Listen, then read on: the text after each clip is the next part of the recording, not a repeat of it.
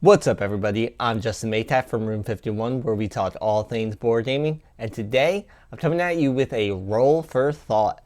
So, Roll for Thought is a segment where Melissa or I, or both of us, talk about anything and everything that we think is worth discussing in the board gaming universe. And something that I had been thinking about was co-op games.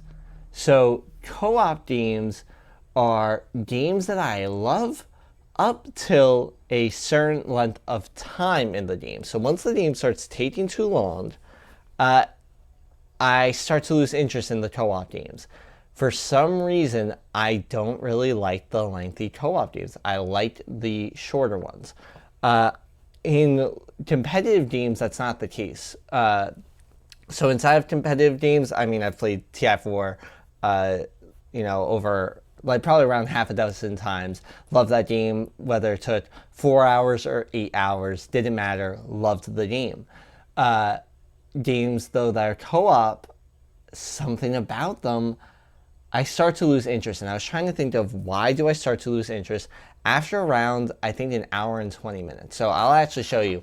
The game that got me thinking of this was Pandemic Fall of Rome. I love this game. This is probably my favorite Pandemic. Take out the legacy ones. This is my favorite Pandemic.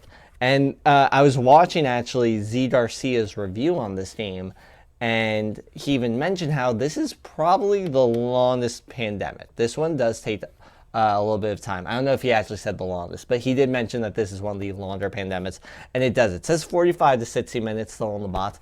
It's not. It can be, but it definitely can hit an hour and 15, hour and 20 minutes in my opinion. And I love it though.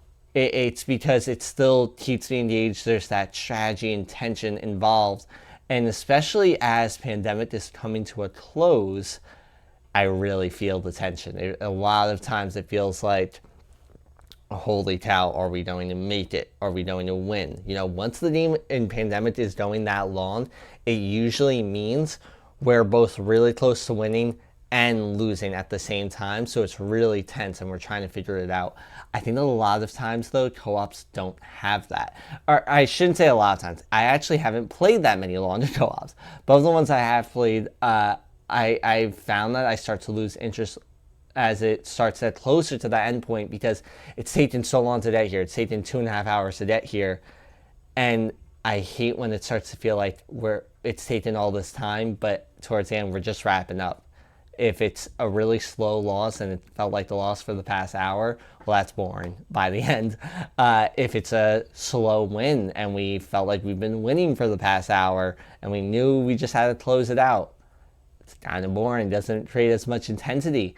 So yeah, that's kind of my thing with co-ops. I think, and so I brought this up as I don't really like longer co-ops, but in reality, I think it's just the co-ops I've played that are longer tended to have that ending. And this is why I'm not calling out any games.